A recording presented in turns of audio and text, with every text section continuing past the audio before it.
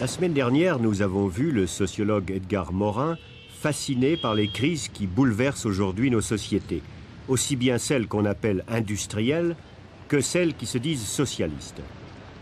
Voici ce soir Edgar Morin tel qu'il se définit lui-même. Qui êtes-vous, Edgar Morin? Alors, qui suis-je? C'est bien difficile. Disons que si je veux me caractériser, je vois d'abord mes parents.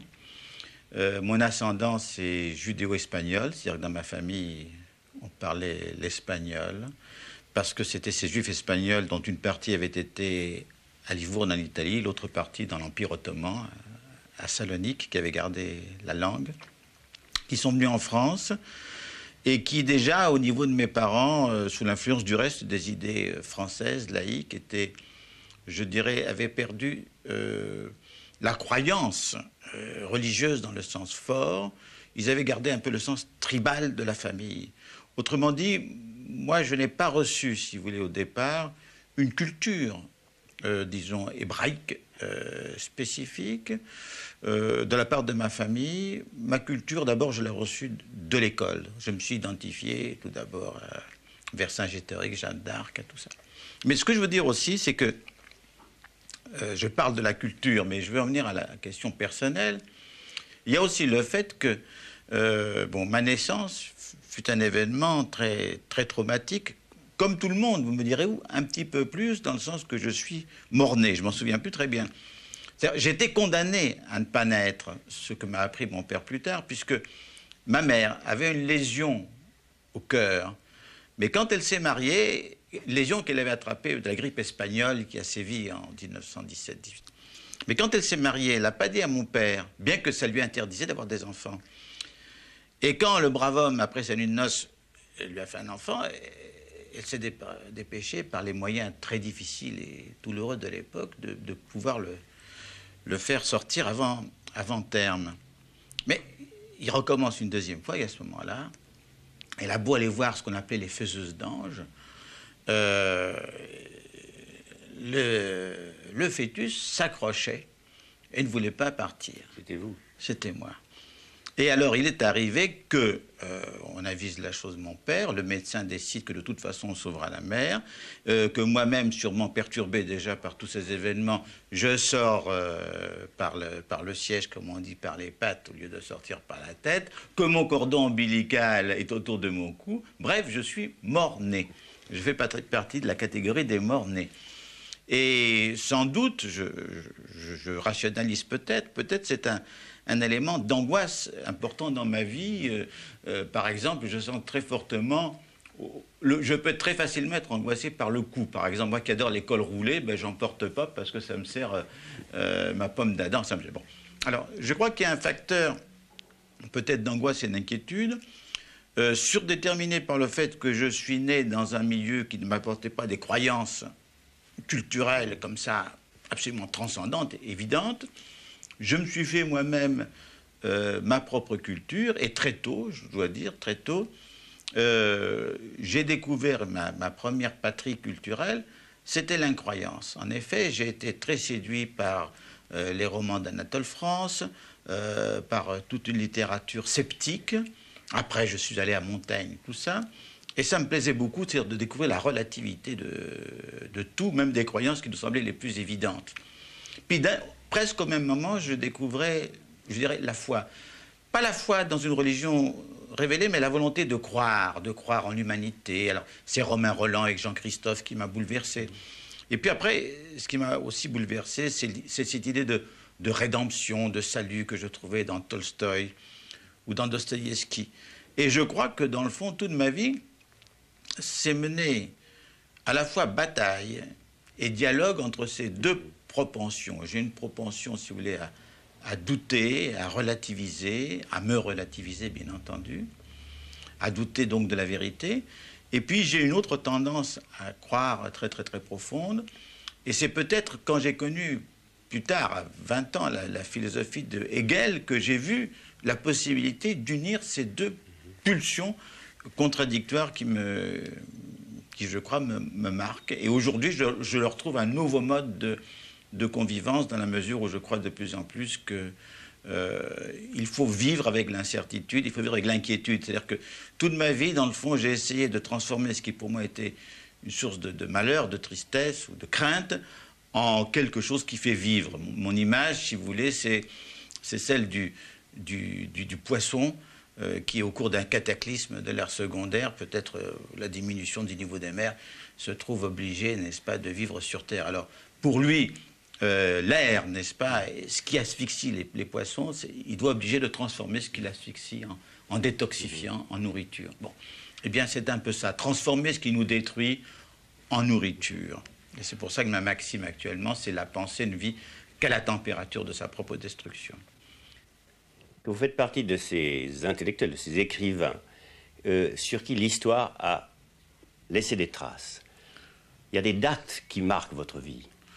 Oui, c'est surtout, je fais partie d'une génération qui a, dans le fond, 12-13 ans, quand surviennent des événements très frappants en France, le 6 février, c'est-à-dire une sorte d'émeute, et puis la constitution du Front populaire, des batailles entre gauche et droite, la montée du fascisme autour, c'est-à-dire du nazisme, avec la puissance hitlérienne, et nous sommes beaucoup, disons, dans la cour de récréation et même en classe, de nous trouver politisés sous l'influence des événements, voire de ce qu'on entend dire à nos parents.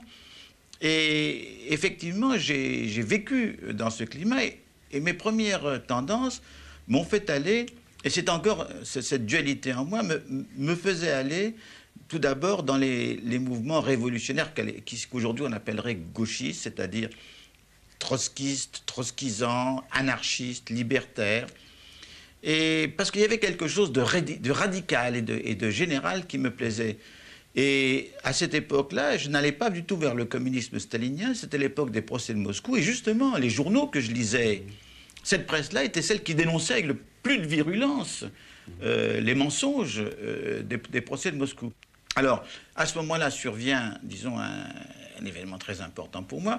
Et si vous voulez, je peux dire que ce qui est curieux dans ma vie, c'est que j'obéis beaucoup au système décimal, puisque, comme je vous l'ai dit, ma naissance, c'est-à-dire l'an 0, pour moi, est un traumatisme. Mais 9-10 ans, c'est une époque aussi très crisique, dans le sens où c'est l'année où meurt ma mère, et pour un enfant unique, et du reste, comme pour tout garçon, enfin, la mère joue quelque chose d'énorme, d'océanique, et vraiment, c'est une perte, je dirais, inconsolable. Donc peut-être la blessure ne s'est effacée que très récemment. Et puis, 40, arrive quelque chose qui est à la fois un désastre national et une libération personnelle. En effet, mon père, qui était un homme, j'étais l'enfant unique, j'étais le survivant, il tenait beaucoup à moi, il veillait un peu trop sur moi, il avait peur de moindre de mes... J'allais dans un meeting, il avait peur, enfin bon... Ouais, par chance, enfin, personnelle, si j'ose dire, il se trouve mobilisé en 40, je suis un peu tranquille, mais surtout quand j'apprends en juin 40 que les examens que je devais passer sont supprimés à l'Académie de Paris, je prends le dernier train qui va à Toulouse et je pars en zone sud et brusquement je coupe mon cordon ombilical avec ma famille et je commence à mener une vie autonome d'étudiant et je satisfais un peu mes pulsions pour les autres en m'occupant des étudiants réfugiés qui étaient sur place. C'est une époque qui marque à la fois une libération, une coupure. Ne pas savoir quel est mon destin, j'hésite aussi beaucoup parce que j'ai très peur.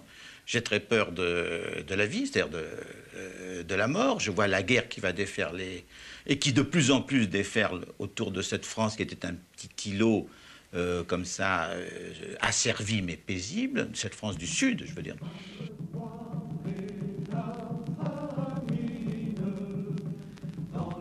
L'entrée dans la clandestinité me faisait peur, mais il fallait ce grand, je dirais, ce combat planétaire et mondial, le sentiment que le sort de l'humanité était en jeu, mon idée que moi, je n'allais pas rester comme ça dans un trou, alors que d'autres, des millions de jeunes, risquaient leur vie et mouraient. Enfin, c'est une sorte, le sentiment aussi de me libérer peut-être de cette culpabilité que j'avais de l'angoisse de ma naissance ou de la mort de ma mère. Enfin, beaucoup de choses ont joué. Et effectivement, je suis entré dans la résistance et dans le Parti communiste en même temps. Alors, le livre souvent réédité, qui est très important dans votre œuvre, et qui raconte votre passage à travers le stalinisme français, s'appelle Autocritique. Alors vous avez choisi ce titre, pas pour rien. Pas pour rien du tout, parce que, si vous voulez, à la différence de beaucoup d'autres témoignages de gens qui ont fait la même expérience, mon propos dès le début n'était pas d'accuser les autres, c'est-à-dire d'accuser le parti méchant de m'avoir trompé, menti, etc. C'était de me regarder moi-même et de dire, c'est-à-dire de ne pas me dire ils m'ont trompé, c'est de dire pourquoi me suis-je trompé moi? Et c'est ça la question, si vous voulez, que j'ai voulu suivre dans mon livre, c'est-à-dire par quel processus psychologique et mentaux en suis-je arrivé finalement à justifier le communisme stalinien? Je dis justifier, non pas croire, parce que je n'étais pas de ceux, disons, qui ont participé au culte de Staline, mais je pensais qu'il fallait que, pour des tas de raisons politiques, il y ait un culte à Staline. Oui. J'ai justifié, et comment, après quelle lutte et quels combats intérieurs, je n'ai pas pu ne pas m'en arracher, c'est-à-dire à nouveau me retrouver en situation d'orphelin, situation que d'une certaine façon j'avais quittée en étant au sein de ce parti qui était à la fois maternel pour moi parce qu'il y avait cette sorte d'enveloppement de la chaleur des camarades et paternel parce qu'il exerçait une autorité qu'il fallait suivre. Oui, alors justement, vous expliquez très bien ce passage parce qu'à un certain moment, vous dites triomphalement « J'ai chevauché l'histoire, j'étais au Parti communiste ». Ça, c'est le côté positif.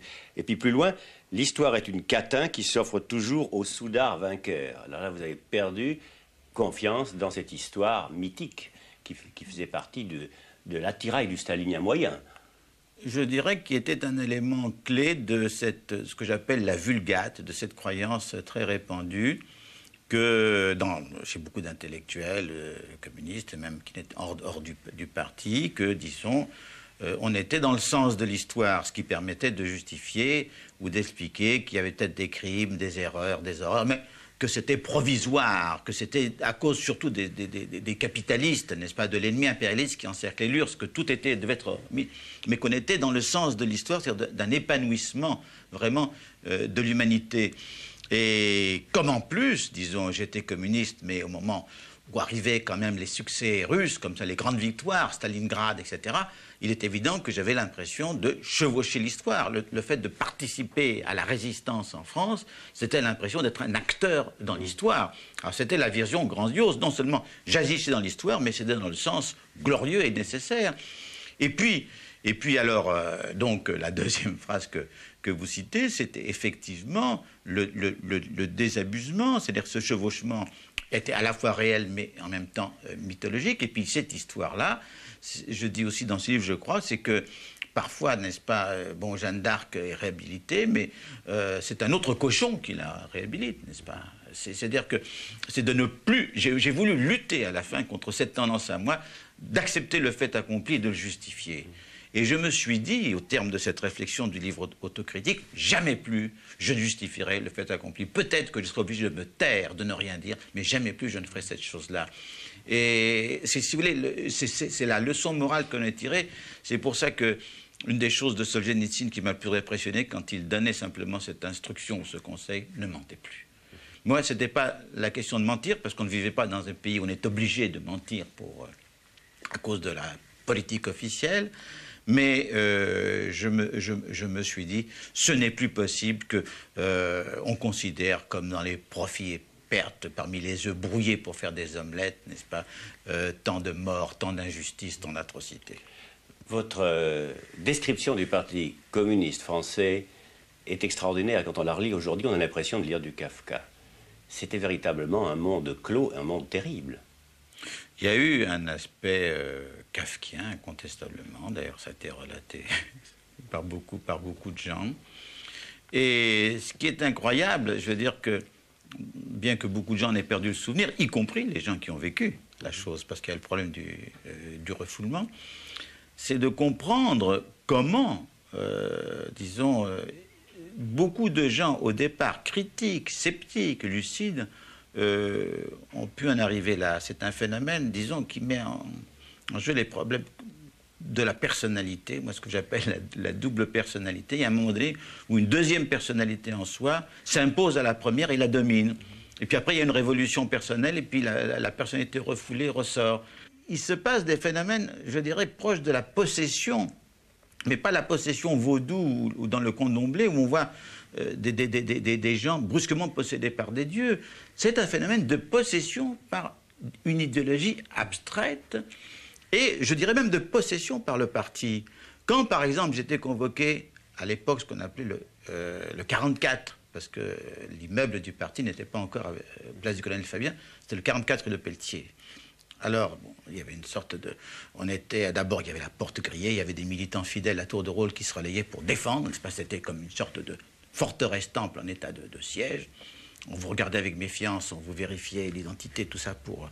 avant de vous faire pénétrer par plusieurs portes, n'est-ce pas, au sein des saints, jusqu'au cadre qui me convoquait. Et là-dessus, le cadre ou la haute personnalité disait « le parti te demande ». Autrement dit, c'est comme le prêtre qui dit « Dieu vous demande », n'est-ce pas? Là, c'était le parti. Et on était possédé par le parti. En fait, vous faites sans arrêt des références à la religion dans votre tableau de l'ère stalinienne au Parti communiste. Vous parlez d'exposés liturgiques, d'un responsable de fascination mystique des intellectuels, et le parti s'érige en sacrée congrégation. C'est une religion. Mais écoutez, c'est ça le problème extraordinaire et qui, à mon avis, a été mal élucidé, parce que il est évident que c'était une religion dont les religieux ne savaient pas qu'ils étaient religieux, parce qu'elle se faisait sous le couvert de la science, qui était identifiée au marxisme, et le marxisme lui-même était considéré comme l'instrument critique et rationnel le plus accompli des temps modernes. Une immense aberration. Donc, oui, mais celui qui se croyait marxiste, celui qui était marxiste, communiste et stalinien, ne se pensait pas du tout qu'il était lui-même la même race que les Torquemada, que les pontifes. Il se croyait, lui, de la race des Voltaire, des Karl Marx, parce que Karl Marx n'était pas comme ça. Et alors, il ne savait pas qu'il était religieux. Et justement, quand on leur disait, mais tout ce qui se passe est absolument religieux, du reste, Khrouchtchev a eu tout à fait raison d'employer ce mot culte de la personnalité. Bien entendu, ce n'est pas un mot qui explique tout, mais il y avait du culte. Il y avait, d'abord, le langage est un langage litanique, c'est un langage rituel. La référence à Marx, à Lénine, à Staline, c'était une référence exégétique, exactement comme dans cette littérature bégayante que vous trouvez dans les vieux textes sacrés. La vérité du texte cité, peu importe, n'est-ce pas, on prenait tantôt un texte, tantôt un autre contradictoire, mais du même auteur. Puis, il y avait un sens de la hiérarchie, la cooptation, le mystère, le saint des saints, la communion des fidèles, enfin, mais tout est absolument religieux. L'étonnant, c'est qu'on ne s'en rendait pas compte. En fait, si la France était devenue une démocratie populaire, on aurait assisté en France au même processus qu'en Pologne, en Tchécoslovaquie, en Hongrie. La démocratie populaire n'est pas une chose slave, comme on l'a dit sottement, n'est-ce pas? Peut-être que la première forme de ce système est née dans les pays de l'Est, mais il s'applique dans tous les pays dits hyper évolués, comme l'Allemagne de l'Est, comme les pays dits sous-développés. C'est un système qui peut durer, et tant qu'il a la force, il peut durer indéfiniment, puisque son originalité est de supprimer dans l'œuf, dès le départ, toute germe de contestation idéologique ou politique. Aujourd'hui, l'intelligentsia française et européenne, les intellectuels, semblent avoir exorcisé leur marxisme originel. Vous, qui avez été l'exclu du Parti communiste des années 50, comment est-ce que vous analysez cet exorcisme, cette mutation? Oui, moi je crois que ce qui s'est passé dans les années 70, ça a été un phénomène de désenchantement provoqué par les événements eux-mêmes. Il faut dire que, par exemple, l'URSS a cessé d'être enchantée déjà à l'époque du rapport Khrouchtchev, mais c'est aggravé au moment surtout de l'invasion de la Tchécoslovaquie. Autrement dit, tous les espoirs d'un communisme libéral sont tombés. Alors, il y a eu un report, disons, de l'espoir ardent ailleurs, notamment en Chine. Mais alors, en Chine, une fois passée la révolution culturelle qui de loin semblait quelque chose de merveilleux, de spontanéité, de fraîcheur, on ne savait pas encore qu'il y avait des milliers et des milliers de morts.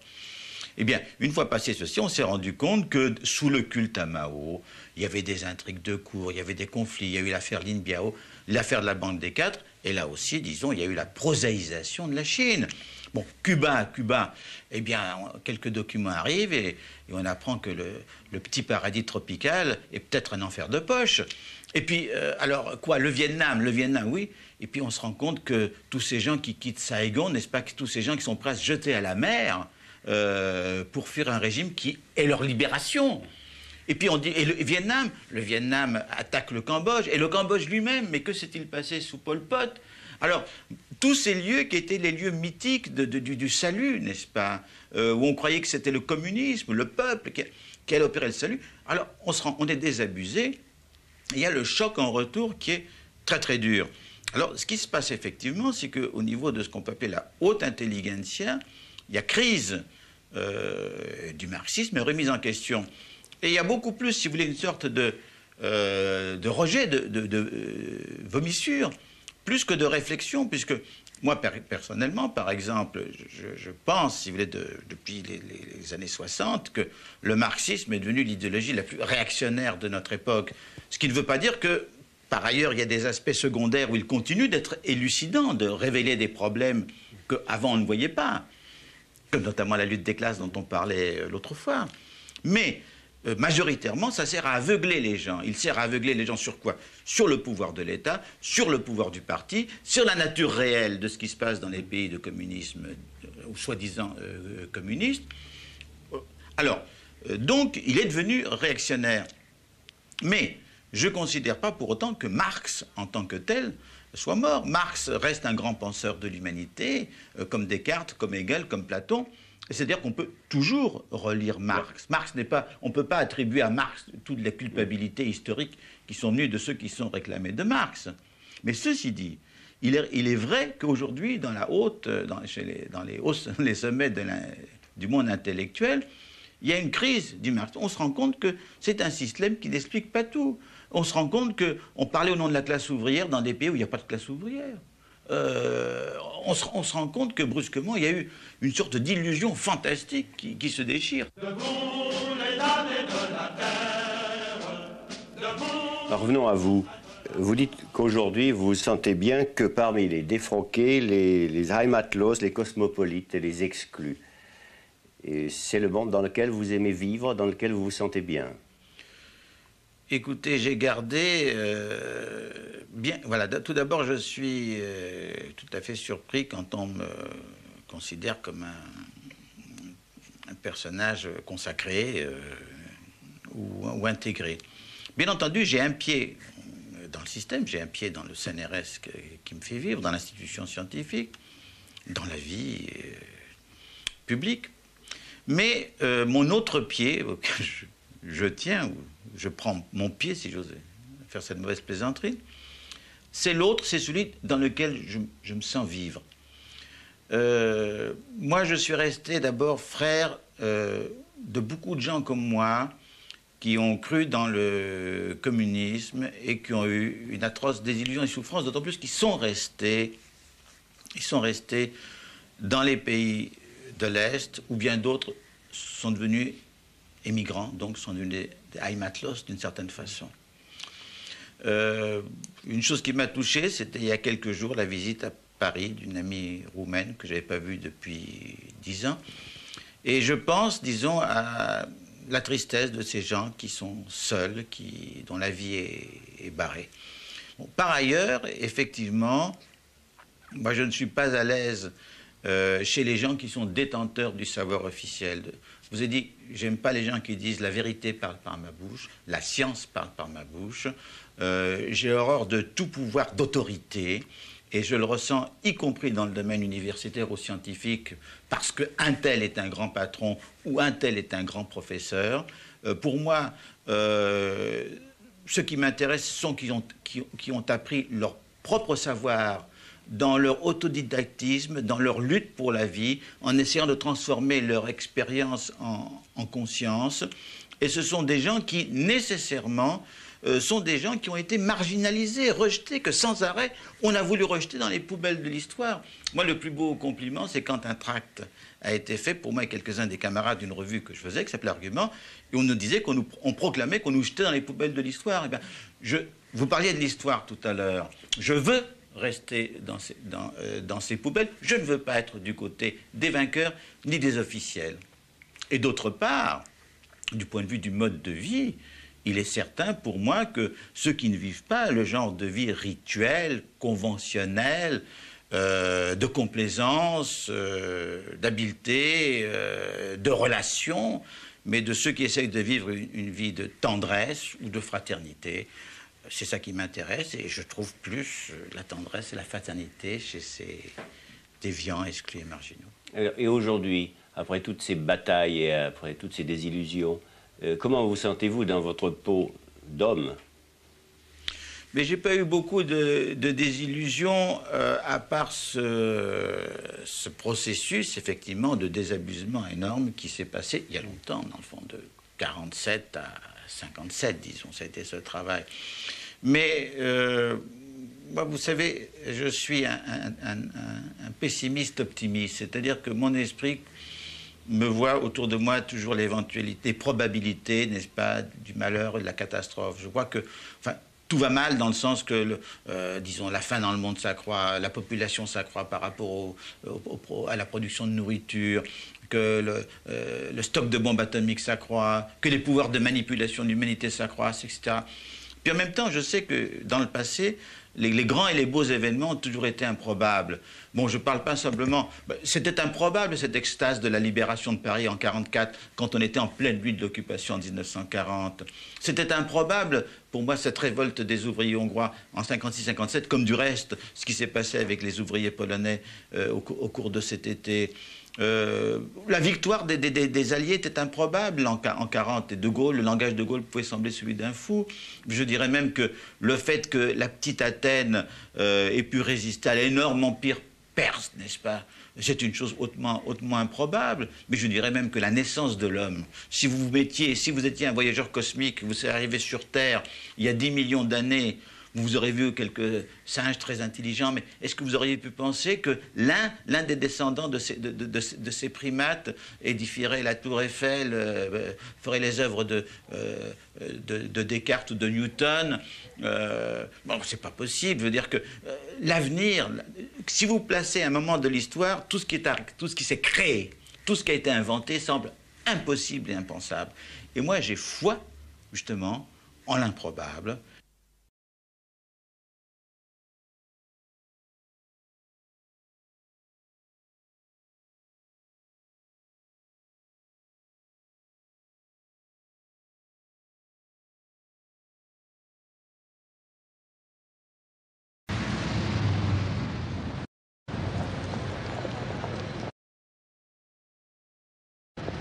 C'est au Salk Institute de San Diego, en Californie, qu'Edgar Morin passe en 1969 quelques-uns des mois les plus heureux, les plus enrichissants de sa vie. Découverte de l'Amérique par un intellectuel français. Un livre au bout du voyage, le Journal de Californie. L'ouvrage d'un sociologue, mais aussi d'un poète.